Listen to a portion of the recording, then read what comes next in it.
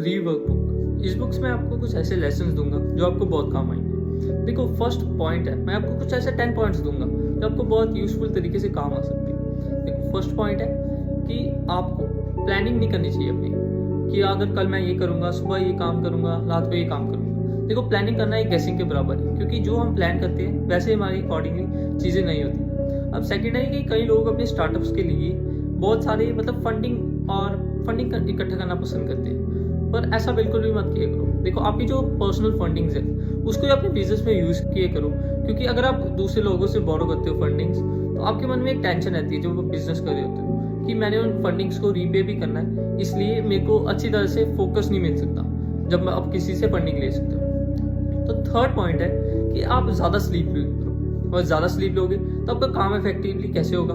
आप ये सोच रहे होगे कि इतना सारा काम है, ये ज़्यादा स्लीप लेने से कैसे बुरा होगा। देखो साइंटिफिक रिसर्च के अकॉर्डिंगली जब जितना एक नॉर्मल पर्सन पूरे दिन में काम करता है, अगर आप वो अपने नाइटली आवर्स को मतलब अपनी स्लीप को सेक्रीफाइस करते हो तो तब भी आप उतना काम कर सकते हो।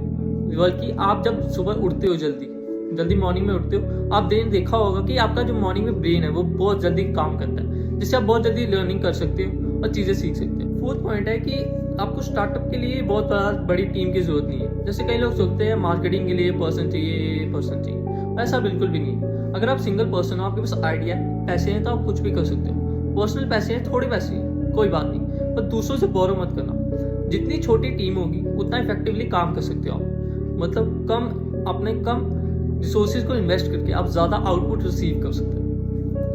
अब फिफ्थ पॉइंट है, देखो आप जो मोटिवेशन रिसीव करते हो किसी से, ठीक है, आप ना लॉन्ग लिस्ट बनाना कम कर दो।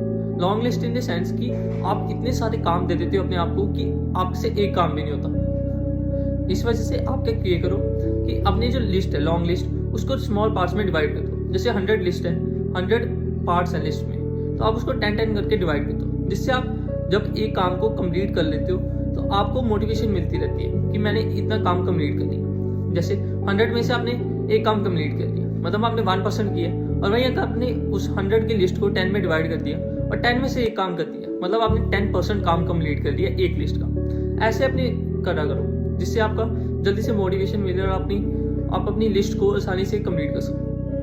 अब सिक्स्थ पॉइंट है कि आप जितना भी हो सके अपने काम को सिंपल रखो। सिंपल इन द सेंस कि स्ट्रेट फॉरवर्ड। टाइमली मैनर इसके लिए बहुत काम आती है। Timely manner in the sense कि अगर वो चीज़ इतनी इंपॉर्टेंट है, अगर वो टाइम पे ना की जाए तो वो बहुत सारा मतलब उसके आगे कोई वैल्यू नहीं रहती। जैसे कोई भी आज इवेंट हुआ है, इंसिडेंट हुआ है, जो कि कल के लिए बहुत मतलब ब्रेकिंग न्यूज़ नहीं रहेगी, तो आप उसको आज ही मतलब डाल दो, अपलोड कर दो। मिनिस्टर्स भी यही करते हैं अपने लिए।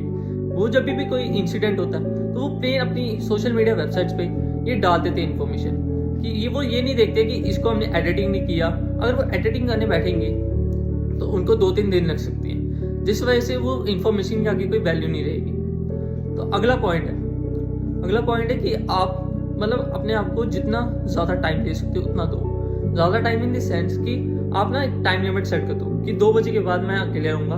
अकेले रहने में क्या हो सकता है कि आप जितना भी अकेले रहोगे उतना आप ज़्यादा प्रोडक्टिव काम कर सकते हो। ऐसा क्यों? देखो जितना आपने कभी नोटिस तो किया होगा कि अगर आप एक ग्रुप में बैठते हो उतना काम अच्छी तरीके से नहीं होता, पर अगर आप एक अकेले बैठ के उतना ही काम करते हो तो वो ज़्यादा अच्छी प्रोडक्टिव मैनर में हो सकता है। ठीक है, तो जिस वजह से अकेले बैठकर करो। अब 8th लेसन है, 8th लेसन, 9th और 10th, ये 3 बड़े इंपॉर्टेंट लेसन हैं। अब 8th पॉइंट है कि मीटिंग्स, जैसे मैंने अभी बताया कि मीटिंग्स हमारे लिए एक पॉइजन है। कैसे? देखो मीटिंग्स में आप जब ग्रुप बना के बैठते हो, जैसे 10% का ग्रुप है, उसमें आप ज़्यादा से ज़्यादा अज्यूम करते हो। देखो एजम्पशन हमारे को कभी नहीं करनी चाहिए। हम बड़े ज़्यादा लोग एजम्पशन करते हैं कि ये काम इतनी देर में ख़त्म हो सकता है, पर ऐसा कभी भी नहीं होता। देखो उस काम को ज़्यादा टाइम लगता ही है, और ज़्यादा टाइम लगता है जब, तो कई लोग उस काम को बीच में ही छोड़ देते हैं। उनको लगता है कि हमने इतना टाइम इसमें इन्वेस्ट किया है पर इसमें हमारे को कोई आउटपुट मिला नहीं, हम उसको बीच में ही छोड़ देते हैं। पर इसकी ऑपोजिट, अगर आप ऐसे सोच रखो कि हमने इसमें इतना टाइम इन्वेस्ट किया, तो इसमें अगर हम और टाइम इन्वेस्ट करेंगे तो ज़रूर हमारे को आउटपुट मिलेगा। अब 9th पॉइंट है कि कई लोग दूसरे लोगों से बहुत ज़्यादा इंस्पायर होते हैं और उनकी तरह ही लाइफ स्टोरी बनाना चाहते हैं, अपनी जर्नी बनाना चाहते हैं और उसी सेम सक्सेस को पाना चाहते हैं। पर ऐसा बिल्कुल भी मत किया करो। देखो हर एक पर्सन इस दुनिया में उसकी लाइफ स्टोरी अलग अलग है। किसी की भी स्टोरी सेम नहीं होगी, इसीलिए अपनी स्टोरी खुद बनाओ। कई लोगों को ये लगता है कि हाँ वो इतने घंटे सोता है तो मैं भी इतने घंटे सोऊंगा, ऐसा बिल्कुल भी मत कीजिए, ठीक है।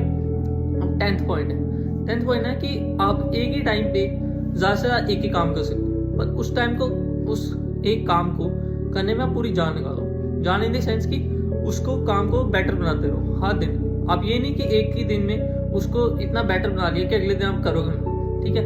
उसको हर रोज बेटर बनाते रहो 1%। अगर आप उसी काम को 1% से ज़्यादा बेटर बनाते रहोगे एक साल के लिए, तो आप पूरे साल में 37 टाइम्स बेटर हो जाओगे, जो कि आपके लिए बहुत बड़ी बात है। तो चलो फिर आज के लिए बस इतना ही, अगली वीडियो में मिलते हैं हम। Till the time stay learning and stay curious.